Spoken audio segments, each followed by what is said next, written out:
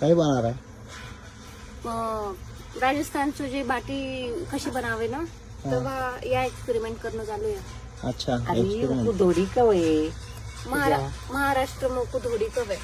अच्छा अच्छा हाँ धोडी हाँ डाळ का साथ खाऊ. हाँ. किती वार तक करावं? तरी को अर्धा एक घंटा नाही रे तुझी. राजस्थानचं शिक्का आहे मग. शिका गेले की हाँ जिसे हम एक्सपेरिमेंट कर रहे हैं.